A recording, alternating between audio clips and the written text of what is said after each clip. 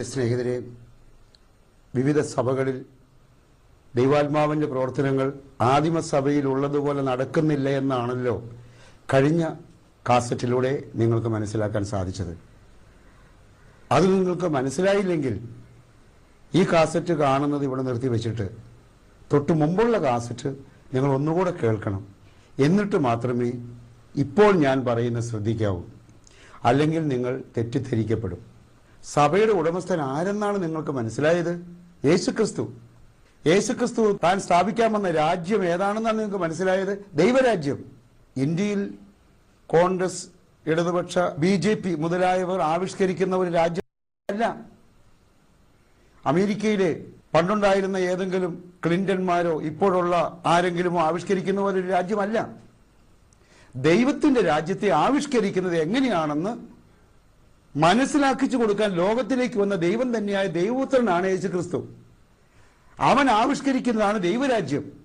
ദൈവരാജ്യം ദൈവം ആവിഷ്കരിക്കുന്നതിനെ ഒരു കസേര ഒടിഞ്ഞു കഴിഞ്ഞാൽ അത് നിർമ്മിച്ച ആശാരിയെ കിട്ടിയില്ലെങ്കിൽ വേറൊരു ആശാരി വന്ന് ആ കസേര നിർമ്മിക്കണം, അല്ലെ വേറൊരു കസേര നിർമ്മിക്കണം എന്നതുപോലെ പുനഃപ്പണി നടത്തുവാൻ പറ്റുന്ന ഒന്നല്ല ദൈവത്തിന്റെ രാജ്യമെന്ന് നിങ്ങൾ മനസ്സിലാക്കണമേ. സഭ എന്ന് പറയുന്നത് ദൈവരാജ്യം ആവിഷ്കരിക്കുവാൻ വേണ്ടി ദൈവം നിയോഗിച്ച ആളുകൾ കൂടിയിരുന്ന് ദൈവാലോചന നടത്തി പരിശുദ്ധാത്മാവിനാൽ നയിക്കപ്പെടേണ്ട കൂട്ടായ്മയാണെന്ന് നിങ്ങൾ മനസ്സിലാക്കണമേ.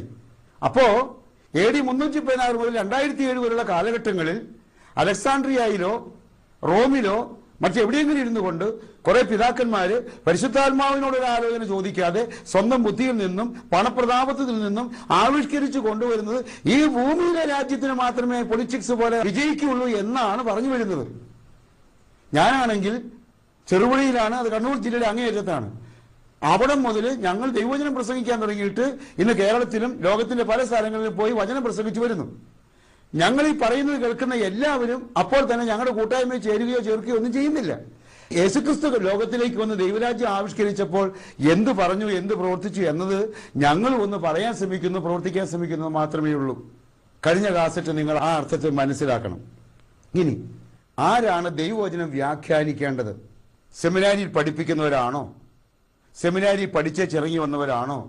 ഉത്തരം വളരെ ലളിതമാണ്. ദൈവാത്മാവ്. അവൻ നമ്മുടെ സഹായകനാണ്, അവൻ നമ്മുടെ അധ്യാപകനാണ്. യേശു കർത്താവ് പഠിപ്പിച്ചതെല്ലാം പഠിപ്പിക്കുന്ന ദൈവാത്മാവാണ്. ഇത് ആര് പഠിപ്പിച്ചു? 16-ാം അധ്യായത്തിൽ യോഹന്നാൻ 13, 14, 15 വചനങ്ങളിൽ ദൈവാത്മാവാണ് ദൈവവചനത്തെ വ്യാഖ്യാനിക്കേണ്ടതെന്ന്. ദൈവാത്മാവ് വിശ്വാസിയിൽ വസിച്ച് അവനെ ഉപദേശിക്കുകയും അവനെ ആശ്വസിപ്പിക്കുകയും ചെയ്യുന്നു എന്ന് യോഹന്നാന്റെ സുവിശേഷം 14-ാം അധ്യായം 16 മുതൽ 18 വരെയുള്ള വചനങ്ങളിൽ പറയുന്നു.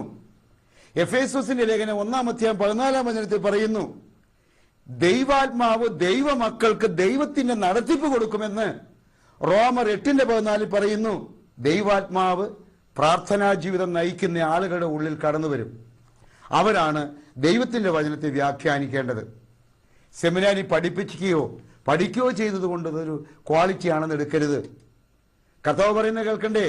യോഹന്നാൻ 15:7 നിങ്ങൾ എന്നിൽ വസിക്കുകയും എന്റെ വാക്കുകൾ നിങ്ങളിൽ നിലനിൽക്കുകയും ചെയ്യുന്നെങ്കിൽ ഇഷ്ടമുള്ളത് ചോദിച്ചു കൊള്ളുക, നിങ്ങൾക്ക് ലഭിക്കും. നിങ്ങൾ ധാരാളം ഫലം പുറപ്പെടുവിക്കുകയും അങ്ങനെ എന്റെ ശിഷ്യന്മാരായിരിക്കുകയും ചെയ്യുന്നു. അങ്ങനെ ചെയ്യുന്നത് വഴി പിതാവ് മഹത്വപ്പെടുന്നു. യേശുക്രിസ്തു നമ്മളിൽ വസിക്കണം. വിശുദ്ധ ഗ്രന്ഥം വായിക്കുമ്പോൾ യേശുക്രിസ്തുവിന്റെ ആത്മാവ് അഥവാ യേശു ഉള്ളിൽ ഉണ്ടെങ്കിൽ അവർക്കതിന്റെ വ്യാഖ്യാനം മനസ്സിലാവും. ജനകോടികളുടെ ധാരണ ഇതാണ്: പുരോഹിതന്മാർ ബൈബിൾ പഠിച്ചില്ലേ, അവർ ബൈബിൾ പഠിപ്പിക്കുന്നതല്ലേ, അവര് പഠിപ്പിച്ചാലല്ലേ അതല്ലേ ശരി എന്നൊരു ധാരണയുണ്ട്.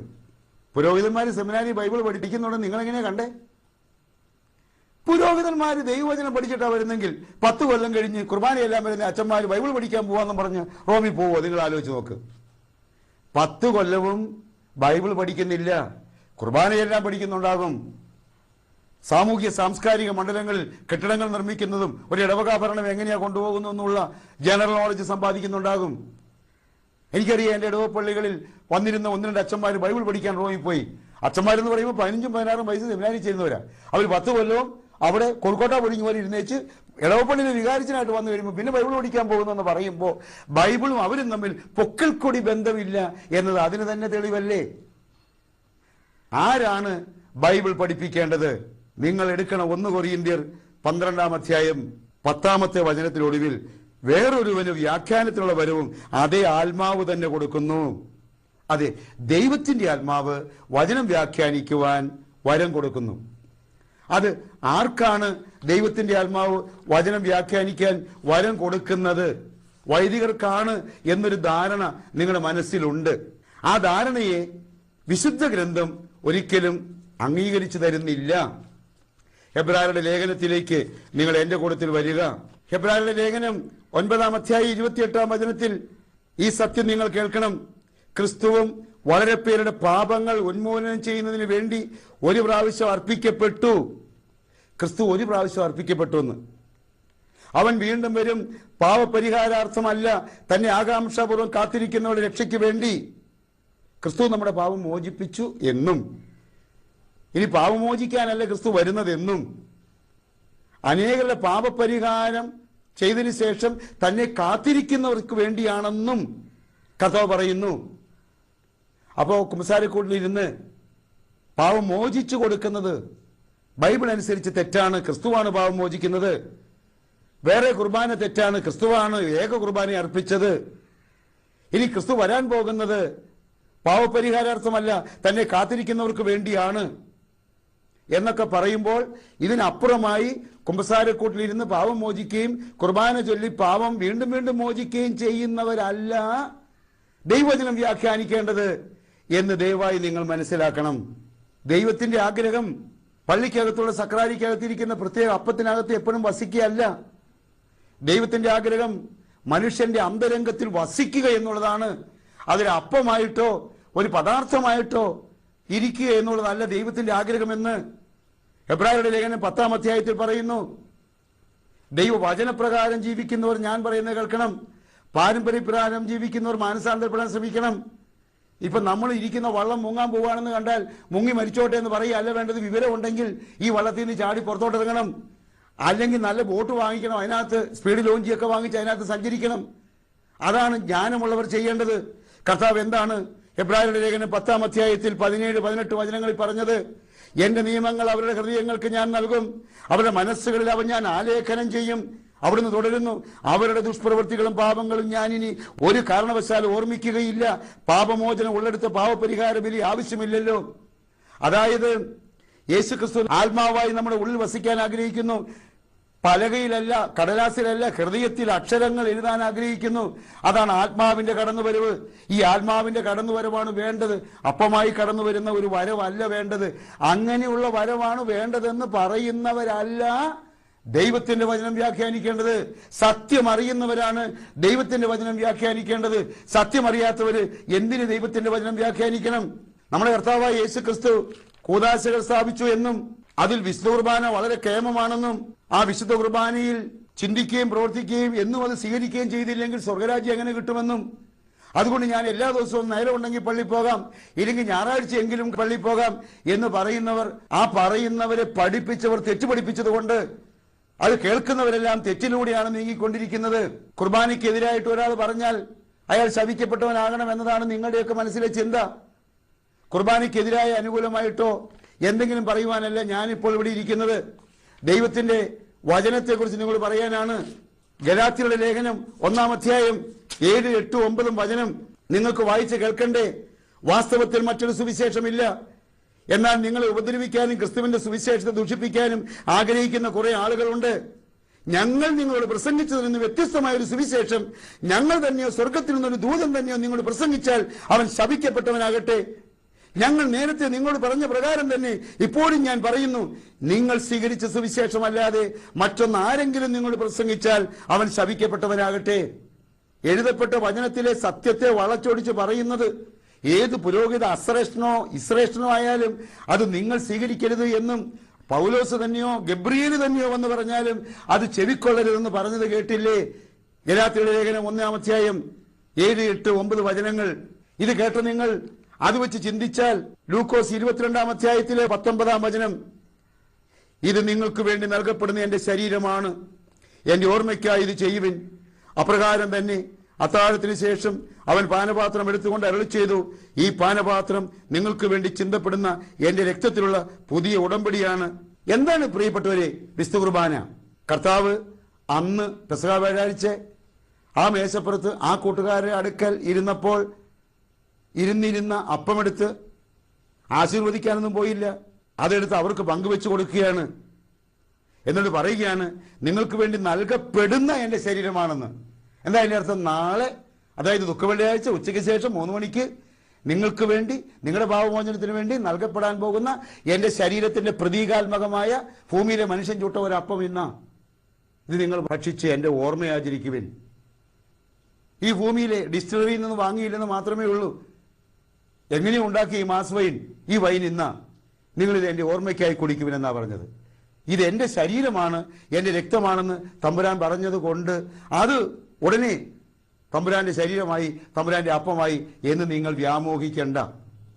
അത് അച്ഛന്മാരിത് ഇങ്ങനെയും കൂടെ വെച്ച് കഴിയുമ്പോൾ മാത്രമേ അപ്പമാകൂ എന്നും നിങ്ങൾ വ്യാമോഹിക്കേണ്ട. എൻ്റെ ശരീരമാണ് എന്ന് തമ്പുരാൻ പറഞ്ഞ അർത്ഥഗർഭമായിട്ടാണ് നാളെ ഉച്ചകഴിഞ്ഞ് പിടഞ്ഞു മരിക്കുന്ന എൻ്റെ ശരീരത്തിന്റെ പ്രതീകാത്മക വസ്തു എന്നാണ് തമ്പുരാൻ ഉദ്ദേശിച്ചത്. ഞാൻ മുന്തിരി വള്ളിയാണ് എന്ന് തമ്പുരാൻ ഇതിനു മുമ്പ് പറഞ്ഞിട്ടുണ്ട്. അത് യോഹന്നാന്റെ 15-ാം അധ്യായത്തിലുണ്ട്. അത് ഞാൻ വായിച്ച് കേൾപ്പിക്കാം. ഞാൻ സാക്ഷാൽ മുന്തിരിച്ചെടിയും എന്റെ പിതാവ് കൃഷിക്കാരനുമാണ്. നിങ്ങളത് കേട്ടപ്പോൾ എന്താ മനസ്സിലായത്? ദൈവപിതാവ് കുറച്ച് നെല്ലോ കുറച്ച് ഗോതമ്പോ കൊണ്ട് ഇന്ത്യയിലും മലേഷ്യയിലും പോയി കൃഷി ചെയ്യുന്നതാണോ എന്റെ പിതാവ് കൃഷിക്കാരനാണെന്ന് പറഞ്ഞപ്പോൾ നിങ്ങൾ എന്താ മനസ്സിലാക്കിയേ? ഞാൻ സാക്ഷാൽ മുന്തിരി വള്ളിയാണെന്ന് പറഞ്ഞപ്പോൾ പുള്ളിക്കാരൻ ഉടനെ ഒരു വള്ളിയായി, മുന്തിരിച്ചെടിയായി, മുന്തിരിക്കൊലയായി തീർന്നതാണോ അതിന്റെ അർത്ഥം? ആണോ? എന്താ അതിന്റെ അർത്ഥം? സ്വർഗത്തിലെ പിതാവ് ആത്മീയമായ കൃഷിയുടെ വചനം നമുക്കെല്ലാവർക്കും അയച്ചിരിക്കുന്നു. ആ വചനം മാംസം ധരിച്ച് ഞാനുണ്ടായി. ഈ നാട്ടിൽ ഇപ്പോൾ മുന്തിരി കൃഷി നടത്തുന്നത് പോലെ ഞാനും ഈ സുവിശേഷ കൃഷി നടത്തിക്കൊണ്ടിരിക്കുന്നു എന്നൊക്കെയാണ് അതിന്റെ അർത്ഥം. തമ്പുരാൻ ഉടനെ ഞാൻ മുന്തിരി ചെടിയായി എന്ന് പറഞ്ഞാൽ മുന്തിരിച്ചെടിയൊന്നും ആകുന്നില്ല. തമ്പുരാൻ പറഞ്ഞു ഞാൻ വാതിലാണെന്ന്, ഉടനെ തമ്പുരാൻ വാതിലൊന്നും ആകുന്നില്ല. തമ്പുരാൻ പറഞ്ഞത് പ്രതീകാത്മകമാണ്. മനസ്സിലാവുന്നുണ്ടല്ലോ അല്ലേ? തമ്പുരാൻ പറയുന്നതിന്റെ അർത്ഥം പ്രത്യക്ഷമായിട്ട് പലതിലും പ്രതിരൂപാത്മകമാണ്. എന്റെ രക്തം പാനം ചെയ്യുമെന്ന് പറഞ്ഞാൽ, എടാ ഞാനിപ്പോ വരാതെ നിന്റെ രക്തം ഉടനെ ഇഞ്ചക്ട് ചെയ്ത് മൂട്ടയെ പോലെയോ അല്ലെങ്കിൽ കൊതിനെ പോലെ പാനം ചെയ്യാമെന്നാണോ നമ്മൾ വിചാരിക്കുന്നത്? നമ്മൾ എന്താ വിചാരിക്കേണ്ടത്?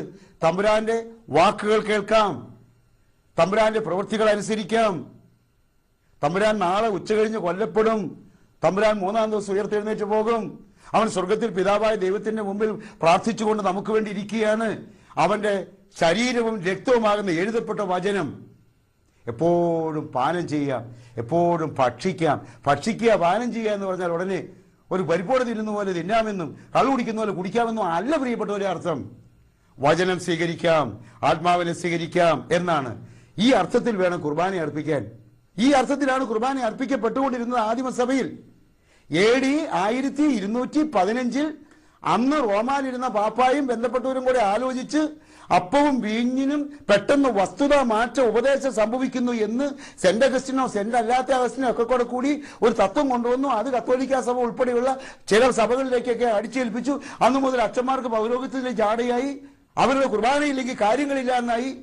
AD 1229 വചനം വായിക്കരുതെന്ന് പറഞ്ഞു. 1215 കുർബാനയിൽ വസ്തുമാറ്റ ഉപദേശം നടക്കുന്നു പറഞ്ഞു. അങ്ങനെ എല്ലാം കൂടെ പിശാച് മെടുക്കനായിട്ട് അവൻ പരിപാടികൾ ഇണക്കിക്കൊണ്ടുവരിക. അവന്റെ സ്വർഗരാജ്യമായ നരകത്തിലേക്ക് ആളുകളെ കൊണ്ടുപോകണമെങ്കിൽ ജനങ്ങൾ സാക്ഷാൽ പിതാവിൽ നിന്നും പുത്രനിൽ നിന്നും പരിശുദ്ധാത്മാവിൽ അകലണം. എന്നിട്ട് കുർബാന, കുമ്പസാരം, അങ്ങനെയുള്ള ചില സാധനങ്ങൾ ഇവിടെ കിടന്ന് ചുറ്റി പറ്റി കളിക്കണം. ഇത് പിശാച് ആവിഷ്കരിച്ച പരിപാടിയാണ്. കുർബാനയ്ക്കൊക്കെ നിങ്ങൾ വെക്കും, ഞായറാഴ്ച കൂടുമ്പോൾ ഞായറാഴ്ച നിങ്ങൾക്ക് എപ്പോഴാന്നാ പോകാം. പക്ഷെ അവിടെ ചെന്നിട്ട് വിഗ്രഹങ്ങൾക്ക് അർപ്പിച്ച കുർബാന ഭക്ഷിക്കരുത്. വിഗ്രഹാർപ്പിതമല്ല കുർബാനയപ്പമെങ്കിൽ അത് യേശുവിന്റെ ഓർമ്മയ്ക്കായി, യേശുവിന് പകരം യേശു മാത്രമേ ഉള്ളൂ. സാഗരം സാഗരോപമം, അതായത് കടലിനെ കടലിനോട് മാത്രമേ ഉപമിക്കാൻ പറ്റുള്ളൂ. ആകാശം ആകാശോപമം, ആകാശത്തെ ആകാശത്തോട് ഉപമിക്കാൻ പറ്റുള്ളൂ. ക്രിസ്തു ക്രിസ്തുവോപമം, ക്രിസ്തുവിനെ ക്രിസ്തുവിനോട് മാത്രമേ ഉപമിക്കാവുള്ളൂ. ഭൂമിയിലെ അപ്പത്തോടൊന്നും ഉപമിക്കാൻ പറ്റിയല്ല. അത് നിങ്ങൾ ചെയ്യരുത്. അപ്പൊ ദൈവത്തെ നിങ്ങൾ വഞ്ചിക്കലാണ്. അതേ പ്രിയപ്പെട്ടവരെ, ബൈബിൾ വ്യാഖ്യാനിക്കേണ്ടത് ദൈവാത്മാവിന്റെ നിറവുള്ളവരാണ്. ഞാനാണെന്നല്ല, നിങ്ങൾക്കുമാകാം, പുരോഹിതന്മാർക്കുമാകാം. ബൈബിൾ വ്യാഖ്യാനിക്കാൻ കൃപ പൊട്ടിയ പുരോഹിതന്മാർ ഇല്ലെന്നൊന്നും ഞാൻ പറയുകയില്ല. ഒരു സഭയിലും മെത്രാന്മാരോടോ പാപ്പാമാരോടോ കന്യാസ്ത്രീകളോടോ പുരോഹിതരോടോ എനിക്കൊന്നുമില്ല. എല്ലാ സഭയിലും എല്ലാ മെത്രാന്മാരും എല്ലാ പാപ്പാമാരും എല്ലാ കന്യാസ്ത്രീകളും പാസ്റ്റർമാരും എന്നെ പോലെയുള്ള ചെറിയ ചെറിയ വചന പ്രഘോഷകരും നിങ്ങളെപ്പോലുള്ളവരും എല്ലാവരും എഴുതപ്പെട്ട വചനം അനുസരിച്ച് ദൈവരാജ്യത്തെ ആവിഷ്കരിക്കണമെന്നാണ് ഈ പറഞ്ഞു വരുന്നതിന്റെ സാരം. അങ്ങനെ അല്ലാത്ത സഭകൾ ദുരപതിഷ്ഠ സഭകളാണ്. ഇപ്പൊ കേരളം തന്നെ കണ്ടില്ലേ, കോൺഗ്രസ് ഭരിക്കുന്നു, പിന്നെ കമ്മ്യൂണിസ്റ്റ് ഭരിക്കുന്നു, പിന്നെ കോൺഗ്രസ് ഭരിക്കുന്നു, പിന്നെ കമ്മ്യൂണിസ്റ്റ് ഭരിക്കുന്നു. ആരാര് ഭരിച്ചാലും എല്ലാവരും സ്വന്തം പാർട്ടിയെ വളർത്തുക, സ്വന്തം കീശ വീർപ്പിക്കുക എന്നതുകൊണ്ട് കേരളം എന്ന രാജ്യത്തിന് എന്ത് നേട്ടം ഉണ്ടാകുന്ന ആലോചിച്ച് നോക്ക്. എത്രയോ സുന്ദരമായ ദൈവത്തിന്റെ രാജ്യം പോലെയാണ് കേരളം.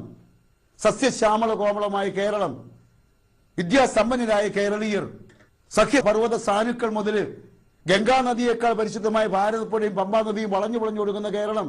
കേരള നാടിന് സ്വന്തം അയൽ സംസ്ഥാനമായ കർണാടക നാട്ടിനോടും തമിഴ്നാടിനോടും താരതമ്യപ്പെടുത്തിയാൽ സാമ്പത്തിക വളർച്ച ഉണ്ടോ? തമ്മിൽ തെല്ലും വഴക്കും അല്ലേ? ആലോചിച്ച് നോക്ക്. രാഷ്ട്രീയക്കാര് അവരുടെ ഇഷ്ടമനുസരിച്ച് പ്രസംഗിച്ച് വളയ്ക്കുമ്പോൾ ചുമ്മാ പത്രം വായിക്കുന്നവരും ചുമ്മാ വോട്ട് കുത്തുന്നവരുമായ ആളുകള് മനസാക്ഷിക്ക് വിരുദ്ധമായി രാജ്യസ്നേഹമില്ലാതെ രാഷ്ട്രത്തെ വളർത്തുന്നവരെ കണ്ടുപിടിച്ച് വോട്ട് ചെയ്യാത്തത് കൊണ്ട് കേരള രാജ്യം പുരോഗതിയിലേക്ക് പോകുന്നില്ല എന്ന സത്യം നിങ്ങൾ അറിയുന്ന പോലെ ക്രിസ്തു മതങ്ങളിൽ പലതും ആത്മീയ പുരോഗതിയിലേക്ക് നയിക്കാത്തതാണെന്ന് അറിയണമെന്നാണ് ഞങ്ങൾ പറയുന്നത്. ദൈവവചനത്തെ വായിച്ച് അതനുസരിച്ച് ജീവിക്കുവാൻ ജനങ്ങളെ പഠിപ്പിക്കേണ്ടവർ അങ്ങനെ പഠിപ്പിക്കാതെ കുർബാനയും കഴിഞ്ഞിട്ട് ഒരു മോട്ടോർ സൈക്കിളോ കാറിലോ യാത്ര ചെയ്ത് പല ഉദ്ഘാടനങ്ങളും കഴിഞ്ഞ് ഉച്ച കഴിഞ്ഞ് വന്ന് നല്ല ഉറക്കോ ഉറങ്ങി വൈകുന്നേരം വന്ന് മഠത്തിൽ നിന്നോ മഠം പോലുള്ള സ്ഥലങ്ങളിൽ നിന്നോ നല്ലപോലെ ഭക്ഷണവും കഴിച്ചിട്ട് രാജകീയ പൗരോഹിത മാർഗത്തിൽ വസ്ത്രവും ധരിച്ച് ഞങ്ങളാണ് എല്ലാം എന്ന് പറഞ്ഞാൽ നടക്കുന്ന കാലം പോയെന്നാ പറയുന്നത്. ജനങ്ങൾ കരിസ്മാറ്റിക് നവീകരണത്തിലൂടെ ആയാലും വേറെ ഏത് വിധത്തിലായാലും ബൈബിൾ വായിക്കാൻ തുടങ്ങിയിരിക്കുന്നു. പരിശുദ്ധാത്മാവാണ് ബൈബിൾ വായിക്കാൻ ജനങ്ങളെ പഠിപ്പിക്കുന്നത്. ജനങ്ങൾ സത്യത്തിലേക്ക് അടുത്തു തുടങ്ങിയിരിക്കുന്നു. എന്നെപ്പോലെയുള്ളവരുടെ അടുത്ത് ജനങ്ങൾ വരുമ്പോൾ അവരുടെ രോഗം മാറുന്നു, ദുഃഖം മാറുന്നു, വേദന മാറുന്നു, ദൈവരാജ്യത്തിന്റെ അനുഭവം അവർക്കുണ്ടാകുന്നു. ഞങ്ങളെ പോലെയുള്ള ചെറിയ ചെറിയ ആളുകൾ, എന്നാൽ ബെന്നിഹിനെ പോലെയുള്ളവർ 10 ലക്ഷം 50 ലക്ഷം ആളുകളെ ബോംബെയിലും മദ്രാസിലും ഇതാ മാറി മാറി ആകർഷിക്കുന്നു.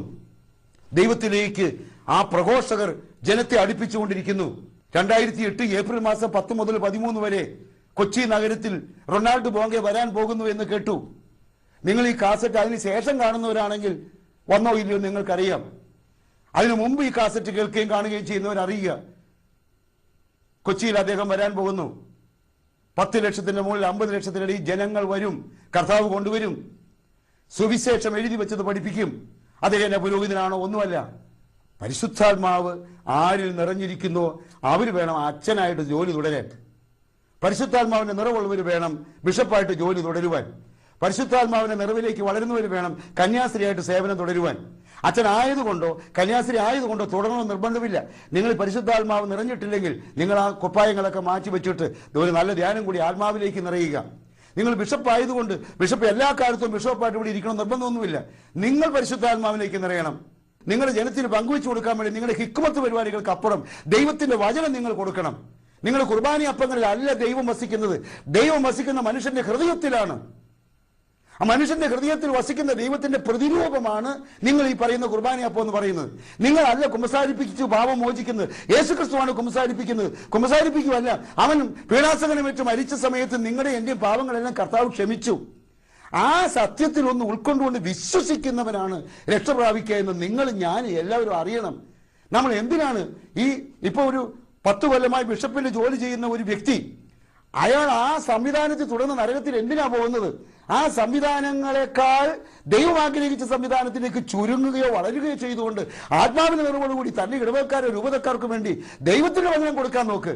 ഈ പാരമ്പര്യങ്ങളും ഈ സിദ്ധാന്തങ്ങളും ഒക്കെ അള്ളിപ്പിടിച്ചുകൊണ്ടിരിക്കാതെ പിശാച് അവന്റേതായ ജോലി ചെയ്തുകൊണ്ടിരിക്കുകയാണ്. ദൈവജനത്തെ കൊള്ളയടിക്കാൻ വേണ്ടി അവൻ ലൂസിഫർ തുടങ്ങി പലരും ഇങ്ങനെ ഓടി നടക്കുകയാണ്. രാഷ്ട്രീയം വേറെ വസ്തുകൂടി, പാപം വേറെ വസ്തുകൂടി, അഴിമതി വേറെ വസ്തുകൂടി, സകല അഴിമതികൾക്കും കാരണമായ അഴിമതിയുടെ രാജാവായ സാത്താൻ എല്ലായിടത്തും ഇരുന്നുകൊണ്ട് ചെയ്യുമ്പോൾ ബഹുമാനപ്പെട്ട ബിഷപ്പേ, പുരോഹിത, വേദപാഠ അധ്യാപക, കൈക്കാര, കണക്ക, നീ സത്യത്തിലേക്ക് വരുവാൻ വേണ്ടി ഒന്ന് എളിമപ്പെട്ടേ. അതെ, സത്യത്തിലേക്ക് വരികയാണെങ്കിൽ കർത്തൃമേശയെന്നോ വിശുദ്ധ കുർബാനയെന്നോ പറയുന്നത് കർത്താവിന്റെ ഒരു കൽപ്പനയാണെന്ന് തീർച്ചയായിട്ടും കാണാം. 1 കൊരിന്ത്യർ 11-ാം അധ്യായത്തിൽ 26-ാം വചനത്തിൽ എത്തുമ്പോൾ ക്രിസ്തുവിന്റെ ക്രൂശ് മരണത്തെ ഇത് പ്രസ്താവിക്കുന്നുണ്ട് എന്ന് കാണാം. അപ്പസ്തോല പ്രവർത്തനം 2-ാം അധ്യായത്തിൽ എത്തുമ്പോൾ 42-46 വചനങ്ങളിൽ എത്തുമ്പോൾ ശിഷ്യന്മാർ ഈ ശുശ്രൂഷ നടത്തിയിരുന്നെന്ന് കാണാം. നടത്താൻ ഉപദേശിച്ചിരുന്നു എന്ന് കാണാം. ഇത് രണ്ടാമത്തെ കർത്താവിന്റെ വരവിനെ ഓർമ്മിപ്പിക്കാൻ വേണ്ടിയുള്ളതാണെന്ന് 1 കൊരിന്ത്യർ 11:26 കാണാം. ഇത് കർത്താവിന്റെ ഓർമ്മയ്ക്കായിട്ടുള്ള ഒരു സ്മാരക ശുശ്രൂഷയാണെന്ന് കാണാം. ഇത് കർത്താവിനെ ആരാധിക്കാൻ വേണ്ടിയുള്ള ഒരു സ്തോത്ര ശുശ്രൂഷയാണെന്ന് കാണാം. ഇത് സ്വയം പരിശോധിക്കുന്നതിന് വേണ്ടിയുള്ള ഒരു സമർപ്പണ ശുശ്രൂഷയാണെന്ന് കാണാം. കർത്താവും ദൈവമക്കളും തമ്മിലുള്ള കൂട്ടായ്മ ഒരുക്കുന്ന കൂട്ടായ്മയുടെ ശുശ്രൂഷയാണെന്ന് കാണാം. കർത്താവ് വരുവോളം പ്രത്യാശയുടെ ശുശ്രൂഷ എല്ലാവർക്കും നൽകുന്ന സ്നേഹത്തിന്റെ അവസ്ഥയാണെന്ന് കാണാം. അപ്പസ്തോല പ്രവർത്തനങ്ങൾ 2:42 അനുസരിച്ച് ഇത് അപ്പം നുറുക്കലാണെന്ന് കാണാം. 1 കൊരിന്ത്യർ 10:21 അനുസരിച്ച് ഇത് കർത്താവിന്റെ മേശയാണെന്ന് കാണാം. 1 കൊരിന്ത്യർ 11:20 അനുസരിച്ച് ഇത് കർത്താവിന്റെ അത്താഴമാണെന്ന് കാണാം. ഇങ്ങനെയൊക്കെ കണ്ടാലും ഇത് കർത്താവ് അല്ലെന്നും കാണാം. കർത്താവ് പിതാവും പുത്രനും പരിശുദ്ധാത്മാവുമാണ്, സ്വർഗത്തിലാണ്. സ്വർഗം കഴിഞ്ഞാൽ പിന്നെ അനുദപിക്കുന്ന വിശ്വാസിയുടെ ഹൃദയത്തിലുമാണ്. കർത്താവാണ് എന്ന് പറയുന്ന ദുരുപദേശം സഭയിൽ AD 1215 മുതലുണ്ടായി. തിരുവത്താഴം കർത്താവിന്റെ മരണത്തിന്റെ ഓർമ്മ പുതുക്കുന്ന ഒരു സ്മാരക ശുശ്രൂഷയായിട്ട് കർത്താവ് ആവിഷ്കരിച്ചത് കർത്താവിന്റെ കർത്താവാണോ നിങ്ങളൊക്കെ? കർത്താവ് ആവിഷ്കരിച്ചത് കർത്താവിന് ജന്മം കൊടുത്ത മറ്റൊരു കർത്താവിനെ പോലെ നിങ്ങൾ ആവിഷ്കരിക്കുമ്പോൾ 1-ാം പ്രമാണം ലംഘിക്കുകയാണെന്നത് മറക്കണ്ട. നിന്റെ ദൈവമായ കർത്താവിനെ മുഴു ഹൃദയത്തോടുകൂടിയും മുഴു ആത്മാവോടുകൂടിയും മുഴു മനസ്സോടുകൂടിയും സ്നേഹിക്കണം എന്നും ആരാധിക്കണമെന്നും പറഞ്ഞ 1-ാം പ്രമാണത്തെ നിങ്ങൾ ലംഘിക്കുകയാണ്. നമ്മുടെ കർത്താവ് ഏക കർത്താവാണെന്നുള്ള 1-ാം പ്രമാണത്തെ ലംഘിക്കുകയാണ്. നിങ്ങൾ ഈ പറയുന്ന തത്വം ശരിയാണെന്ന് ദൈവജനം ധരിക്കുന്നതുകൊണ്ട് 2000 പള്ളിയുണ്ടെങ്കിൽ 2000 കർത്താക്കന്മാർ പള്ളികളിലുണ്ട്. ഒരു പാത്രത്തിനകത്ത് 5000 ഓസ്തി ഉണ്ടെങ്കിൽ അത് 5000 കർത്താവായി തീരുന്നു. അങ്ങനെ 5000 ഓസ്തി വീതമുള്ള ഒരു പാത്രം വെച്ച് 10 പാത്രം മഠത്തിലും പള്ളിയിലും കൂടെ ഉണ്ടെങ്കിൽ അത്രയും കർത്താക്കന്മാരായി തീരുന്നു. അങ്ങനെ വ്യത്യസ്ത സഭകളിൽ ഒത്തിരി കർത്താക്കന്മാരാകുമ്പോൾ ആകെ ഇന്നുള്ള 720 കോടി ജനങ്ങളെക്കാൾ കർത്താവിന്റെ എണ്ണം കൂടുകയാണ്. ആകെ ഒരു കർത്താവേ ഉള്ളൂ. നിങ്ങളുടെ കലാപരിപാടി അനുസരിച്ച് എത്രയോ കർത്താക്കന്മാരും ആയിത്തീരുന്നു. ഇതിനേക്കാൾ വലിയ പോഷ്കുണ്ടോ? ഞാൻ സത്യദൈവത്തിലേക്ക് വന്ന സമയത്ത് ഭീമനടി പള്ളിക്കകത്ത് വെച്ച് നരിപ്പാറ അച്ഛനും പാർട്ടിയും കൂടെ എന്നോട് ചോദിച്ചു, കുർബാനയെ കുറിച്ച് സാറിന് എന്താ അഭിപ്രായമൊന്ന്? അതിന്റെ അർത്ഥം ഇപ്പോഴാണ് എനിക്ക് പിടികിട്ടുന്നത്. കുർബാന എന്ന തട്ടിപ്പ് അവർ ആവിഷ്കരിച്ചുകൊണ്ടിരിക്കുന്നു.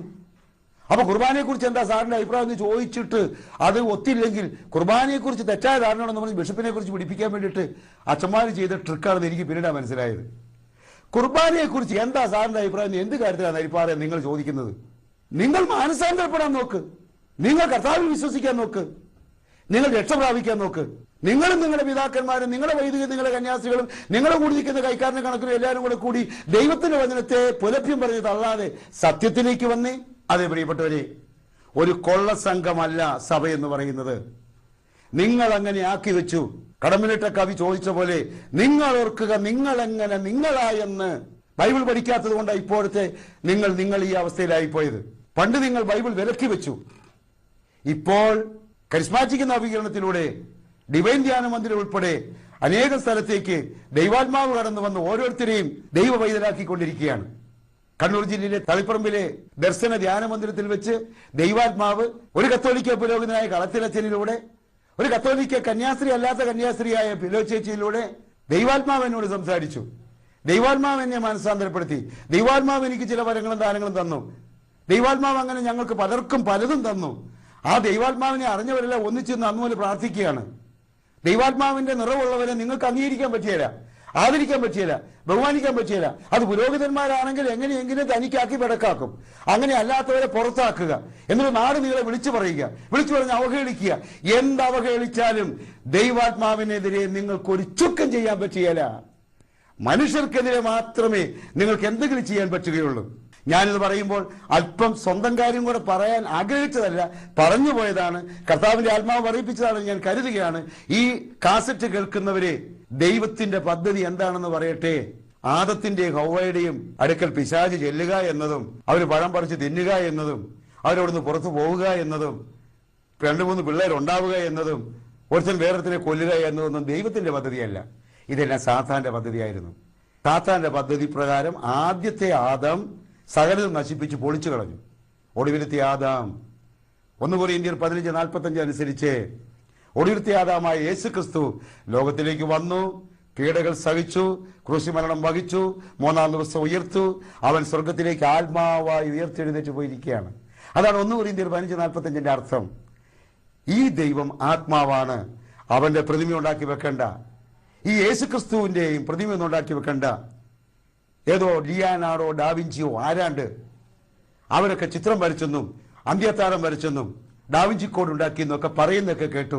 ഇതെല്ലാം കലാകാരനും സാഹിത്യകാരനും വചനമറിയാത്ത തത്വജ്ഞാനിയും കൂടെ ആവിഷ്കരിച്ച കോലാഹലമാണ്. എന്റെ പ്രിയപ്പെട്ടവരെ, എന്റെ കൊച്ചു ധ്യാനം എവിടെയെങ്കിലും വെച്ച് കേൾക്കുന്നവരെ, ടി വിയിലൂടെ കേൾക്കുകയും കാണുകയും ചെയ്യുന്നവരെ, തൃശ്ശൂരാകട്ടെ, കൊങ്ങാണ്ടൂരാകട്ടെ, കൊയിലാണ്ടിയിലാകട്ടെ, എവിടെയെങ്കിലും വന്ന് കേൾക്കുന്നവരെ, നിങ്ങളുടെ ആത്മാവിന് വേണ്ടി യേശുവിന്റെ ആത്മാവ് ദാഹിക്കുന്നു. കുരിശിൽ കിടന്നുകൊണ്ട് കർത്താവ് പറഞ്ഞു, എനിക്ക് ദാഹിക്കുന്നു എന്ന് പറഞ്ഞു. ഈ ദാഹം മനുഷ്യന്റെ ആത്മാവിനെ നേടാൻ വേണ്ടിയുള്ള ദാഹമാണ്. മനുഷ്യൻ സത്യം അറിയിക്കാൻ വേണ്ടിയുള്ള ദാഹമാണ്. ഇവിടുത്തെ പുരോഹിതനും എല്ലാവരും ഈ ദാഹം, യേശുവിന്റെ ദാഹം തിരിച്ചറിഞ്ഞുകൊണ്ട് യേശുവിനെ കൊടുക്കുക എന്ന പ്രേക്ഷിത ജോലിയാണ് ചെയ്യേണ്ടത്. മത്തായിയുടെ സുവിശേഷം 28-ാം അധ്യായത്തിൽ കർത്താവ് ലോകത്തോട് മുഴുവനുമായിട്ട് ആ വലിയ സത്യം വിളിച്ചു പറയുകയാണ്. ആകയാൽ നിങ്ങൾ പുറപ്പെട്ട് പിതാവിന്റെയും പുത്രന്റെയും പരിശുദ്ധാത്മാവിന്റെ നാമത്തിൽ സ്നാനം കഴിപ്പിച്ചും ഞാൻ നിങ്ങളോട് കൽപ്പിച്ചതൊക്കെയും പ്രമാണിപ്പാൻ തക്കവണ്ണം ഉപദേശിച്ചും കൊണ്ട് സകല ജാതികളെ ശിഷ്യരാക്കിക്കൊള്ളുവിൻ. ഞാനോ ലോകാവസാനത്തോളം എല്ലാ നാളും നിങ്ങളോട് കൂടി ഉണ്ട് എന്ന് കർത്താവ് അരുളി ചെയ്തു. കർത്താവിന്റെ എഴുതപ്പെട്ട വചനം പ്രസംഗിക്കാൻ വേണ്ടി ശ്രമിക്കുക നമ്മളെല്ലാവരും. എന്റെ പ്രിയരെ, ഏത് സഭയായാലും എത്ര കൂടുതൽ പഠിച്ച പുണ്യപ്പെട്ട വ്യക്തിയാണ് ബിഷപ്പ്, അച്ഛൻ, പാസ്റ്റർ എന്ന് വരികിലും മനുഷ്യൻ ഉപകാരപ്പെടുന്നില്ലെങ്കിൽ യേശു ലോകത്തിലേക്ക് വന്നതുകൊണ്ടെന്ന് കാര്യം? വിവിധ സഭകൾ അവരുടെ തീവ്രമായ ജോലി ചെയ്തതുകൊണ്ടും കോടികൾ സംഘടിപ്പിച്ച് കെട്ടിടങ്ങൾ പണിത് ശുശ്രൂഷകളൊക്കെ പല വിധത്തിൽ നടത്തിയതുകൊണ്ട് ഇത് മനുഷ്യന് ഉപകാരപ്പെടുന്നില്ലെങ്കിൽ എന്ത് കാര്യം എന്നൊന്ന് ശാന്തമായി എൻ്റെ കൂടെ ചിന്തിക്കാമോ? മനുഷ്യന്റെ സമഗ്രതയ്ക്ക് എന്താണ് ആവശ്യമെന്നൊന്ന് ചിന്തിക്കാമോ? ഏതെല്ലാം ബന്ധനങ്ങളാണോ നമുക്കുള്ളത് അവയെല്ലാം പൊട്ടിച്ചെറിഞ്ഞ് സ്വാതന്ത്ര്യം കിട്ടുവാൻ സാധിക്കുക എന്നതാണ് യേശു വരുന്നതിൻ്റെയും വന്നതിൻ്റെയും പ്രയോജനവും സഭ ഉണ്ടായതിൻ്റെയും ഉണ്ടായിക്കൊണ്ടിരിക്കുന്നതിൻ്റെയും പ്രയോജനമെന്ന് ഞാൻ നിങ്ങൾ മനസ്സിലാക്കണം. ആദിമ പറുദീസായുടെ പരിശുദ്ധിയും പാപം ചെയ്യുന്നതിന് മുമ്പുള്ള ആദത്തിൻ്റെയും ഹവ്വയുടെയും ഹൃദയാവസ്ഥയും പുനഃസൃഷ്ടിക്കുവാൻ ആർക്കെങ്കിലും കഴിയുന്നില്ലെങ്കിൽ അവനെ ദൈവമെന്നും ദൈവരാജ്യമെന്നും ദൈവത്തിന്റെ സഭയെന്നും വിളിക്കാൻ പറ്റുകയില്ല.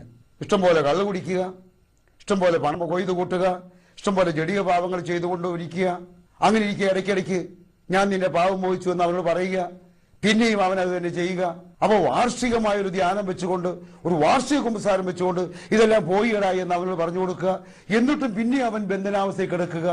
ഇങ്ങനത്തെ ഒരു അവസ്ഥയാണ് മിക്ക കോടികളുടെ സഭയിലും ഇപ്പോൾ തുടരുന്നത് എന്ന് ശാന്തമായി ആലോചിച്ചാൽ മനസ്സിലാവും. 40 വയസ്സ് വരെ എന്റെയും അവസ്ഥ ഇതൊക്കെ തന്നെയായിരുന്നു, ബന്ധനത്തിലായിരുന്നു. അപ്പോഴാണ് ദൈവം യേശുവിലൂടെ ദൈവരാജ്യത്തെ അഥവാ മനുഷ്യരിൽ പുനഃസൃഷ്ടി നടത്തിക്കുവാൻ വേണ്ടി തീരുമാനിക്കുകയാണ്. ഇവിടെയാണ് ദൈവത്തിന്റെ പ്രസക്തി, ഇവിടെയാണ് ക്രിസ്തുവിന്റെ അനന്യത എന്ന് പറയുന്നത്, ഇവിടെയാണ് ക്രിസ്തുവിജ്ഞാനത്തിന്റെ ആഴം എന്ന് പറയുന്നത്, ഇവിടെയാണ് ദൈവരാജ്യ സങ്കല്പം യാഥാർത്ഥ്യമാവുക എന്ന് പറയുന്നത്. ഒരു മനുഷ്യന് വിടുതൽ കൊടുക്കുക, അവന്റെ കുടുംബ പ്രാരാബ്ദങ്ങളിൽ നിന്നും അവന് വിമോചനം കൊടുക്കുക, അവന്റെ വ്യക്തി ജീവിതത്തിലെ അറിവില്ലായ്മകളിൽ നിന്നും അവനെ അറിവിലേക്ക് നയിക്കുക, അവന്റെ രോഗങ്ങളും അവന്റെ പ്രശ്നങ്ങളിൽ നിന്നും അവന് വിടുതൽ കൊടുക്കുക. ഇത് ചെയ്യാനാണ് യേശു ലോകത്തിലേക്ക് വന്നത്.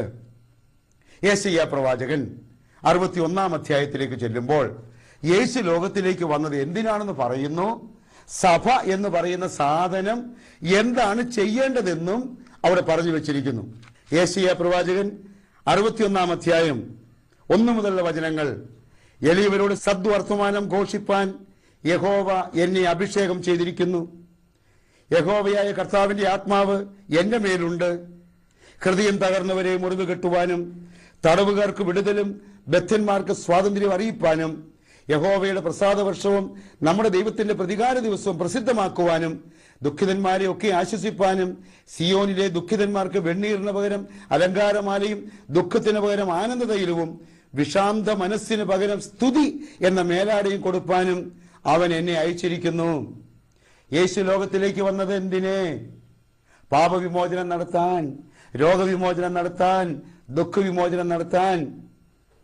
യേശുവിന്റെ തുടർച്ചയാണ് നിങ്ങളുടെ സഭയെങ്കിൽ ആ സഭയിലെ കുർബാന വഴി ഇത് നടക്കുന്നുണ്ടോ എന്ന് നോക്കുക. ആ സഭയിലെ കൊന്തയല്ലൽ വഴി ഇത് നടക്കുന്നുണ്ടോ നോക്കുക. ആ സഭയിലെ നൊവേനകൾ വഴി ഇത് നടക്കുന്നുണ്ടോ നോക്കുക. അതോ പുട്ടുകുറ്റി പോലെ അങ്ങോട്ട് പോയിച്ച് അതേപോലെ ഇങ്ങോട്ടും വരികയാണോ പള്ളി പോയിച്ച് വരുന്നത് എന്ന് ആലോചിക്കുക.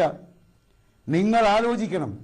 നിങ്ങളുടെ ചിന്താ മണ്ഡലത്തിൽ നിങ്ങൾ അനുഷ്ഠിച്ചുകൊണ്ടിരിക്കുന്ന കർമ്മങ്ങൾക്കും ബിംബാരാധനകൾക്കും നൊവേനകൾക്കും നിങ്ങളിൽ ആത്മീയമായ ഒരു ചേഞ്ച് വരുത്താൻ പറ്റുന്നുണ്ടോ എന്ന് ആലോചിക്കണം.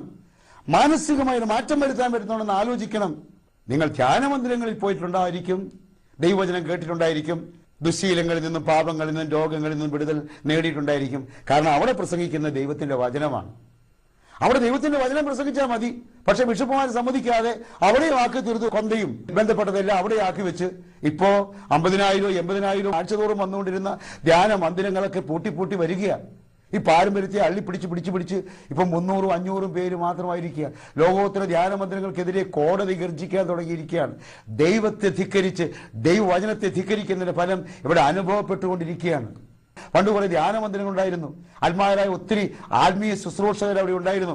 അവരെയൊക്കെ പറഞ്ഞു വിട്ടിട്ട് കുറെ പുരോഹിതന്മാരും കുറെ കന്യാസ്ത്രീകളും ആ സ്ഥാനങ്ങൾ ഏറ്റെടുത്ത് കഴിഞ്ഞപ്പോൾ അവിടെ ദൈവാത്മാവിന്റെ പ്രവർത്തനങ്ങൾ തീരെ ഇല്ലാതായിരിക്കുകയാണ്. വെളിപാടുകൾ കുറഞ്ഞിരിക്കുകയാണ്. സത്യമായതുകൊണ്ട് പറയുന്നതാണ്. ഈ സത്യം എന്നെ സ്വതന്ത്രമാക്കും, ഇത് കേൾക്കുന്ന നിങ്ങളെ സ്വതന്ത്രമാക്കും. അതേ പ്രിയപ്പെട്ടവരെ, പുതിയ നിയമത്തോടുകൂടി ക്രിസ്തുവിന്റെ വരവോടുകൂടി യെശയ്യാ പ്രവാചകൻ 61:2 പറഞ്ഞതുപോലെ മനുഷ്യരുടെ ബന്ധനങ്ങൾ അഴിയുവാൻ തുടങ്ങി. കർത്താവ് ഒരിക്കൽ ഇങ്ങനെ പറയുകയുണ്ടായി. ലൂക്കോസിന്റെ സുവിശേഷം 10:23 നിങ്ങൾ കാണുന്നവ കാണുന്ന കണ്ണുകൾ ഭാഗ്യമുള്ളവ, എന്നാൽ ഞാൻ പറയുന്നു അനേകം പ്രവാചകന്മാരും രാജാക്കന്മാരും നിങ്ങൾ കാണുന്നവ കാണാൻ ആഗ്രഹിച്ചു എങ്കിലും കണ്ടില്ല. ദൈവരാജ്യം ക്രിസ്തുവാണ്. ക്രിസ്തു ചെയ്തതാണ് ദൈവത്തിന്റെ ജോലി. അവൻ രോഗികൾ കിടക്കുന്നിടത്തോട് ചെന്നേച്ച് ഓട്ടോറിക്ഷയിൽ ആശുപത്രി പോകാൻ ഇന്നാ 10 രൂപ എന്ന് പറയുകയല്ല. രോഗികളെ അവൻ തൊട്ട് സുഖപ്പെടുത്തുകയാണ്. ഭൂതബാധിതരെടുക്ക് ചെന്നിട്ട് ഭൂതബാധയാണോ മനഃശാസ്ത്ര ആശുപത്രി പൊക്കോളാൻ പറയുകയല്ല. ഭൂതത്തെ ഓടിക്കുകയാണ്. മരിച്ചവനെ കണ്ടേച്ച് ഒരു ഓഫീസ് വെച്ച് പോവുകയല്ല, അവനെ എഴുന്നേൽപ്പിച്ച് വിടുകയാണ്. എന്നിട്ട് ആ യേശു പറയുകയാണ് നിങ്ങൾ കാണുന്നവ കാണുന്ന കണ്ണുകൾ ഭാഗ്യമുള്ളവ എന്ന് പറഞ്ഞാൽ യേശുവിനെ കണ്ടാൽ ആ കണ്ണുകൾക്ക് യോഗ്യതയായെന്ന്. എന്നാൽ ഞാൻ പറയുന്നു അനേക പ്രവാചകന്മാരും രാജാക്കന്മാരും നിങ്ങൾ കാണുന്നവ കാണാൻ ആഗ്രഹിച്ചു എങ്കിലും കണ്ടില്ല. ലൂക്കോസ് 10:23. എന്റെ പ്രിയപ്പെട്ടവരെ, യേശു മാത്രമല്ല അന്ധന്മാർക്ക് കാഴ്ച കൊടുത്തത്, മുടന്തന്മാർക്ക് നടപ്പ് കൊടുത്തത്, കുഷ്ഠരോഗികളെ ശുദ്ധരാക്കിയത്, ബധിരരെ കേൾപ്പിച്ചത്, മരിച്ചവരെ ഉയർപ്പിച്ചത്. യേശു അങ്ങനെ ചെയ്തു. മത്തായി 11:5 യേശു അങ്ങനെയൊക്കെ ചെയ്തു. യേശു നിന്നിൽ വസിച്ചാൽ നിനക്കും അങ്ങനെ ചെയ്യാൻ പറ്റും. സഭയുടെ ഡ്യൂട്ടിയാണ് ഞാൻ പറയുന്നത്. യേശു നിന്റെ ഉള്ളിൽ വസിച്ചാൽ നിനക്കും അങ്ങനെ ചെയ്യാൻ പറ്റും. എന്റെ അനുഭവം പറയട്ടെ. വർഷങ്ങൾക്ക് മുമ്പ് മുള്ളേരിയ ഗവൺമെന്റ് ഹയർ സെക്കൻഡറി സ്കൂളിൽ ഞാൻ പഠിപ്പിക്കുകയായിരുന്നു, പ്രിയരെ, കാസർഗോഡ് ജില്ലയിൽ. അപ്പോൾ നിങ്ങളൊക്കെ കൂടെയോ നിങ്ങളുടെ പ്രതിനിധികളോ ഒറ്റി തലമുണ്ടനം ചെയ്ത മഞ്ഞാക്കലച്ചൻ എന്ന കത്തോലിക്ക പുരോഹിതൻ കാസർഗോഡ് ജില്ലയിൽ വന്ന് ധ്യാനിപ്പിച്ചു. ആ കാലഘട്ടത്തിൽ എന്റെ ക്ലാസ്സിൽ ഒരു ഹൈന്ദവ കുട്ടി ഉണ്ടായിരുന്നു. അവന് ഹൃദ്രോഗമായിരുന്നു. അവന്റെ ഹൃദ്രോഗം മാറാൻ വേണ്ടി പ്രാർത്ഥിക്കാൻ ഞാനും ആ ധ്യാനത്തിൽ പോയിരുന്നു. പുതിയതായിട്ട് വെച്ച ഒരു തെങ്ങിന്റെ കുഴിയിലേക്ക് കാലുമിട്ട് തെങ്ങിന്റെ കുഴിയുടെ കരയ്ക്ക് കുത്തിയിരുന്ന ഞാൻ അവിടെ ഒരു ആരാധന നടക്കുമ്പോൾ മഞ്ഞാക്കിളച്ചൻ വിളിച്ചു പറയുന്നത് കേൾക്കുകയാണ്. ഇവിടെ ഇരിക്കുന്ന ഒരു അധ്യാപകൻ തന്റെ ശിഷ്യന്മാരിൽ ഒരുവന്റെ ഹൃദ്രോഗം മാറാൻ പ്രാർത്ഥിക്കുന്നുണ്ട്. ആ പ്രാർത്ഥന ദൈവസന്നിധിയിൽ എത്തിയതായിട്ട് എനിക്ക് സന്ദേശം കിട്ടുന്നെന്ന് മഞ്ഞാക്കിളച്ചൻ വിളിച്ചു പറഞ്ഞു. അത് സത്യമായിരുന്നു. എന്റെ ക്ലാസ്സിൽ പിറ്റേ ദിവസം വന്ന ആ ചെറുക്കന്റെ ഹൃദ്രോഗം മാറിയിരുന്നു. ആ അച്ഛൻ അത് വിളിച്ചു പറഞ്ഞ നിമിഷത്തിൽ പരിശുദ്ധാത്മാവ് ആ കുട്ടിയിൽ പ്രവേശിക്കുകയും എന്റെ പ്രാർത്ഥന സ്വർഗത്തിൽ മുഴങ്ങി എന്ന് അച്ഛൻ അറിയിക്കുകയും ചെയ്തപ്പോൾ പ്രവചനപരം ഉപയോഗിച്ചു, രോഗശാന്തി വരെ ഉപയോഗിച്ചു, അത്ഭുത പ്രവർത്തനം വരെ ഉപയോഗിച്ചു. സഭയെ അദ്ദേഹം വളർത്തുന്നതിന് ദൈവം അദ്ദേഹത്തിൽ കൊടുത്ത കൃപകളെല്ലാം ഉപയോഗിച്ചു. ഞാൻ ജോലി ചെയ്ത സ്കൂളിലെ അധ്യാപകരതറിഞ്ഞു, വിദ്യാർത്ഥികളതറിഞ്ഞു, നാട്ടുകാരതറിഞ്ഞു. എന്റെ ആത്മീയ വളർച്ചയെ അത് ബാധിച്ചു. കണ്ടോ, അന്ധന് കാഴ്ചയും ബധിരന് കേൾവിയും അടിച്ചമർത്തപ്പെട്ടവന് സ്വീകാര്യമായ മത്സരം കൊടുക്കാൻ വന്ന യേശു ക്രിസ്തു അത് പുള്ളിയുടെ സ്വന്തമായിട്ട് ചെയ്തേച്ച് പുള്ളി മരിച്ചു ഉയർത്തേച്ച് സ്വർഗത്തിൽ പോയേച്ച് ഇനി രണ്ടാമതും വരുമ്പോൾ ഞാൻ ചെയ്തോളാന്ന് പറയുകയല്ലേ ചെയ്തത്. ഞാൻ ചെയ്തതല്ല നിങ്ങൾ ചെയ്യുമെന്ന് പറഞ്ഞുകൊണ്ട് നമ്മുടെ കർത്താവ് സഭയിൽ അധികാരം കൊടുക്കുക ചെയ്ത്. ഇത് ഉണക്കസഭയിലല്ല, വചനം വായിക്കുകയും വചനത്തെ ജീവിക്കുകയും വചനത്തെ സ്നേഹിക്കുകയും ഉപാസിക്കുകയും ചെയ്യുന്ന സഭ. അതുകൊണ്ട് വലിയ കാൽസ്രായും കുപ്പായും ഒക്കെ ഇട്ടുകൊണ്ട് നീളമുള്ള ഉടുപ്പ് ഇട്ടുകൊണ്ട് മാലയെല്ലാം പുറത്തിട്ടുകൊണ്ട് കന്യാസ്ത്രീയുടെ ഉടുപ്പിന്റെ പോക്കറ്റിൽ നിന്നാണ് നീളമുള്ള വലിയ ഉരുണ്ട കൊണ്ടായിട്ട് തൂക്കിക്കൊണ്ട് ഇങ്ങനെ നടക്കുന്ന മനുഷ്യന്മാരിലൂടെയല്ല, മഞ്ഞാക്കളച്ചന്മാരിലൂടെ, പനിക്കച്ചന്മാരിലൂടെ, നായ്ക്കാമറിന്റെ അച്ഛന്മാരിലൂടെ. ഇവനെ കാണുമ്പോൾ ഓടിക്കുക, ഇവരുടെ സ്ഥാപനങ്ങൾ കൂട്ടാൻ വേണ്ടി പറയുന്നു പ്രവർത്തിക്കുക. ഇങ്ങനെ അല്ലേ നിങ്ങൾ ചെയ്യുന്നത്? അല്ല ചെയ്യുന്നത്. കർത്താവിന് ദണ്ണമുള്ള കാര്യമാണിത്. കർത്താവിന് ദണ്ണമുള്ള കാര്യമാണ്. ഞാനും ഒരു രൂപതാ കേന്ദ്രത്തിൽ പോയി മരിക്കാറായിരുന്ന ഒരച്ഛൻ മരിക്കുന്നതിന് മുമ്പ് ഞാനും എന്റെ കൂട്ടുകാരും കൂടെ അവിടെ ചെന്ന് അദ്ദേഹം മരണക്കിടക്കയിൽ എഴുന്നേറ്റ് ബിഷപ്പിനെ കുറിച്ച് കുർബാന ചെല്ലുന്ന ഉൾപ്പെടെയുള്ള അനേക സംഭവങ്ങൾ നടന്നപ്പോൾ അവിടുത്തെ ചില ആളുകൾക്ക് സഹിക്കാതെയായി. ഞങ്ങൾ വേലയെടുത്ത കാശുണ്ടാക്കി ധ്യാനമന്ദിരം പണിത് ആ ധ്യാനമന്ദിരത്തിൽ ജനങ്ങളെ കൊണ്ടുവന്ന് ധ്യാനിപ്പിച്ച് അവരുടെ കെട്ടുകൾ ഞങ്ങൾ മുഖാന്തരം ദൈവം അഴിക്കുന്ന കണ്ടപ്പോൾ പല രൂപതാ കേന്ദ്രങ്ങളിലും ജനങ്ങൾക്ക് അസ്വസ്ഥതയായി. ഓടാ ചാടാ മറിയിടാന്നായി. ഞങ്ങളെല്ലേ ഓടിക്കാൻ പറ്റുമോ, മറിയിക്കാൻ പറ്റുള്ളൂ? പരിശുദ്ധാത്മാവിന് വല്ലതും ചെയ്യാൻ പറ്റുമോ? പ്രിയരെ, എഴുതപ്പെട്ട വചനത്തിൽ പറഞ്ഞിരിക്കുന്ന സ്വത്വങ്ങളെ വെളിപ്പെടുത്താൻ വേണ്ടിയാണ് കർത്താവ് സഭയെ സ്ഥാപിക്കുന്നത്. അല്ലാണ്ട് രാവിലെ കുർബാന, ഉച്ച കുർബാന, വൈകുന്നേര കുർബാന, രാവിലെ കൊന്ത, വൈകുന്നേരം ഇരട്ടിക്കൊന്ത, രാത്രിയാകുമ്പോൾ മുക്കൊന്ത ഇത് ചൊല്ലി കുറെ നേർച്ചയപ്പുകളും കാഴ്ചവെച്ച് കുറെ വെടിയും പടക്കമൊക്കെ പൊട്ടിച്ച് കുറെ രൂപക്കൊടിയും ചൊന്നു നടക്കാൻ അല്ല അല്ല അല്ല. ദൈവരാജ്യം ആവിഷ്കരിക്കാനാണ് കർത്താവ് നിങ്ങളെയൊക്കെ വിളിച്ചിട്ടുണ്ടെങ്കിൽ വിളിച്ചത്. വിളിച്ചിട്ടില്ലെങ്കിൽ നിങ്ങൾ കട്ടയും പടവും മടക്കി ആണുങ്ങൾക്ക് നിങ്ങളുടെ ജോലി ശുശ്രൂഷ ഏൽപ്പിച്ചിട്ട് നിങ്ങൾ മാനസാന്തരപ്പെടുക. സഭയെ രക്ഷിക്കാൻ കർത്താവുണ്ട്, സഭയിൽ ശുശ്രൂഷയ്ക്ക് ആളുണ്ട്. ഇവിടെ ഒന്നിനും ഒരു കുറവുമില്ല. നിങ്ങൾ ഉടുമ്പ് പിടിച്ചിരിക്കുന്നവർ അവിടെ ഇരിക്കുകയും പശുവിനെ കൊണ്ടിട്ട് പുല്ല് തീറ്റയില്ല, പട്ടിയോട് തിന്നുവോ ഇല്ലാതെ പോലെ എത്ര കാലമായിരിക്കുന്നത്. നാണമില്ലേ? ദൈവത്തെ കൊള്ളയടിക്കുന്നത് എന്തേ? പ്രിയരെ, ദൈവരാജ്യത്തെ പറ്റി പറയുമ്പോൾ യേശുവിന്റെ സാമ്പത്തിക നയവും നമ്മൾ മനസ്സിലാക്കേണ്ടതുണ്ട്. സുവിശേഷത്തിൽ സമ്പന്നനോടും സമ്പത്തിനോടും മൃദുലമല്ലാത്ത ഭാഷയും മനോഭാവമാണ് യേശുവിനുള്ളത്. പറയാതിരിക്കാൻ നിവൃത്തിയില്ല. ദൈവവചനത്തിന് കോംപ്രമൈസ് ഇല്ല പ്രിയപ്പെട്ടവരെ. ദൈവവചനം ദൈവവചനത്തിന് വേണ്ടിയുള്ളതാണ്. ദൈവരാജ്യത്തിന്റെ ഒരു ഘടകമായ ഭക്ഷണവും പാനീയവും ലഭിക്കാത്ത അവസ്ഥയ്ക്ക് ഒരു പരിധിവരെ കാരണം സമ്പത്തും സമ്പന്നരുടെ പങ്കുവയ്ക്കാനുള്ള സന്മനസ്സില്ലായ്മയുമാണ്. അതിനാൽ യേശു പറയുന്നു മർക്കോസ് 10:25, സമ്പന്നർ ദൈവരാജ്യത്തിൽ പ്രവേശിക്കുക എത്ര പ്രയാസം. ഇത് യേശു പറഞ്ഞതാണ്. ധനികനുമായുള്ള സംഭാഷണത്തിന്റെ സമാപനത്തിൽ ദൈവരാജ്യത്തിന്റെ ഒരു ഉപാധിയായി വെച്ചിരിക്കുന്നത് ഉപേക്ഷിക്കലാണ് പ്രിയപ്പെട്ടവരെ. നീ എന്റെ നാമത്തെ പ്രതി ഉപേക്ഷിക്കണം. പണം, പ്രതാപം, രാജ്യത്തിനോടുള്ള ബന്ധം, രാഷ്ട്രീയം, ഇതെല്ലാം ഉപേക്ഷിക്കണം. ഉപേക്ഷിക്കുന്നവർക്ക് നഷ്ടമുണ്ടാക്കാൻ ദൈവം ആഗ്രഹിക്കുന്നില്ല. ആരെങ്കിലും ധനം ഉൾപ്പെടെയുള്ള പലതിനെ ഉപേക്ഷിക്കാൻ തയ്യാറായാൽ ദൈവരാജ്യത്തെ യുഗാന്ത്യവുമായി ബന്ധപ്പെടുത്തി നഷ്ടപ്പെട്ടവർക്ക് എല്ലാം വീണ്ടെടുത്തു കൊടുക്കുമെന്ന് കർത്താവ് പറയുകയാണ്. അനിവാര്യമായ പല സത്യങ്ങൾ ഉൾക്കൊള്ളുന്ന ആ ദൈവരാജ്യത്തെ കുറിച്ച് കർത്താവ് മത്തായിയുടെ 5:3 മുതലുള്ള തിരുവചനങ്ങളിൽ പറഞ്ഞിരിക്കുന്നതും കൂടെ കേട്ടാൽ കർത്താവ് ആരുടെ പക്ഷത്താണ് എന്ന് മനസ്സിലാകും. മത്തായി 5-ാം അധ്യായത്തിൽ 3-ാം വചനം മുതൽ കർത്താവ് നഷ്ടപ്പെട്ടവർക്ക് പലതും കൊടുക്കാൻ പോകുന്ന കാര്യം പറയാണ്. ആത്മാവിൽ ദരിദ്രരെ നിങ്ങൾ ഭാഗ്യവാന്മാർ, ദുഃഖിക്കുന്നവരെ നിങ്ങൾ ഭാഗ്യവാന്മാർ, സൗമ്യതയുള്ളവരെ നിങ്ങൾ ഭാഗ്യവാന്മാർ, നീതിക്ക് വേണ്ടി വിശക്കുന്നവരെ നിങ്ങൾ ഭാഗ്യവാന്മാർ, കരുണയുള്ളവരെ നിങ്ങൾ ഭാഗ്യവാന്മാർ, ഹൃദയശുദ്ധി ഉള്ളവരെ നിങ്ങൾ ഭാഗ്യവാന്മാർ, സമാധാനം ഉണ്ടാക്കുന്നവരെ നിങ്ങൾ ഭാഗ്യവാന്മാർ, നീതി നിമിത്തം കഷ്ടപ്പെടുന്നവരെ നിങ്ങൾ ഭാഗ്യവാന്മാർ. എന്റെ നിമിത്തം നിങ്ങളെ പഴിക്കുകയും ഉപദ്രവിക്കുകയും നിങ്ങളെ കൊണ്ട് എല്ലാ തിന്മയും കളവായി പറയുകയും ചെയ്യുമ്പോൾ നിങ്ങൾ ഭാഗ്യവാന്മാർ. സ്വർഗത്തിൽ നിങ്ങളുടെ പ്രതിഫലം വലുതായിരിക്കുന്നു, സന്തോഷിക്കുവിൻ. ദൈവരാജ്യം ആർക്ക് കൊടുക്കുമെന്ന് കർത്താവ് പറയുകയാണ്. അതേ പ്രിയപ്പെട്ടവരെ, കാലത്തിൽ നിന്ന് കാലത്തിന് അതീതമായ ചിന്തകളും കൊണ്ട് യേശു വരികയാണ്. ആ കാലങ്ങളിൽ ആരും പ്രവൃത്തിപഥത്തിൽ ആക്കുകയില്ലാത്ത സത്യങ്ങളുമായി കർത്താവ് വരികയാണ്. അനന്യമായ ഭാഷയിലും അനന്യമായ ശൈലിയിലും അമ്പരപ്പിക്കുന്ന വിധത്തിലും ദൈവത്തെ പ്രാപിക്കേണ്ടത് എങ്ങനെയെന്ന് കർത്താവ് പറയുകയാണ്. ദൈവരാജ്യത്തിന്റെ രാഷ്ട്രപിതാവ് അലക്സാണ്ട്രിയയിലോ റോമായിലോ അന്ത്യോക്യയിലോ ജർമ്മനിയിലോ ഇരിക്കുന്ന ആളല്ലെന്നും ദൈവരാജ്യത്തിന്റെ രാഷ്ട്രപിതാവ്, അതിന്റെ ഭരണഘടനാ നിർമ്മാതാവ്, അവിടെ കൊണ്ടുപോകുന്നവൻ, അവിടെ പോകാൻ വിധിക്കുന്നവൻ, അവിടെ പോകുന്നവന് വേണ്ടി ആളുകളെ ഒരുക്കുന്നവൻ എല്ലാം യേശുവാണ് എന്ന് കർത്താവ് പറയുകയായിരുന്നു. ഞാനും നിങ്ങളും ധരിച്ചു വച്ചിരിക്കുന്നു, ഈ രാജ്യത്തിലേക്ക് കൊണ്ടുപോകാൻ വേണ്ടി 100 രൂപയുടെ കുർബാന, 150 രൂപയുടെ കുർബാന, 50 രൂപയുടെ കുർബാന, 10 രൂപയുടെ ഓഫീസ്, 20 രൂപയുടെ ഓഫീസ്, ഇങ്ങനെ നമ്മുടെ സമ്പത്തിന്റെ ആ വലിപ്പച്ചെറുപ്പം അനുസരിച്ചാണ് ദൈവരാജ്യം കിട്ടുന്നതെന്ന് നമ്മൾ ധരിച്ചു വെച്ചിരിക്കുകയാണ്. പണ്ട് ജർമ്മനിയിൽ റോമിന്റെ കെട്ടിടങ്ങളൊക്കെ പണിയാൻ വേണ്ടിയിട്ട് ഒരു പ്രത്യേക സംഖ്യ വീതം കൊടുക്കുന്ന ആളുകൾക്ക് പാപമോചന, അതായത് ദണ്ഡവിമോചന ചീട്ട് വിതരണം ചെയ്തു റോമിൽ നിന്നും. ഇതുപോലെ പല ചീട്ടുകളും വിതരണം ചെയ്യുന്നതിൽ ജനകോടികൾ കെട്ടിപ്പിടിച്ച് കിടക്കുകയാണ്. അപ്പോഴാണ് കർത്താവ് പറയുന്നത്, ചെറിയ അജഗണമേ, നീ ഭയപ്പെടേണ്ടതില്ല, നിന്നെ നോക്കുവാൻ സ്വർഗത്തിൽ നിന്നും അയക്കപ്പെട്ട ഞാനുണ്ട് കുട്ട എന്ന് കർത്താവായ യേശു പറയുന്നത്. ഈ യേശുവിന്റെ പ്രഖ്യാപനത്തിലും നയത്തിലും അതിർത്തി പിടിച്ച തലമുറ അന്നുണ്ടായിരുന്നു. ആ അതിർത്തി പിടിച്ച തലമുറ അന്ന് യേശുവിനെ കൊന്നു. ഈ അതിർത്തിയുള്ള തലമുറ ഇന്നും യേശുവിന്റെ ആത്മാവിനാൽ നിറഞ്ഞവരെ പള്ളി ഭ്രഷ്ടരാക്കുക, നാണം കെടുത്തുക, ഓടിക്കുക എന്ന ജോലി അവങ്കുലം ചെയ്തുകൊണ്ടിരിക്കുന്നു. പക്ഷേ യേശു മരിക്കാൻ നേരത്ത് പറഞ്ഞതുപോലെ ഞങ്ങളും പറയുന്നു, പിതാവേ, അവർ ചെയ്യുന്നതെന്ന് ആരും അറിയുന്നില്ല, അവരോട് ക്ഷമിക്കണമേ.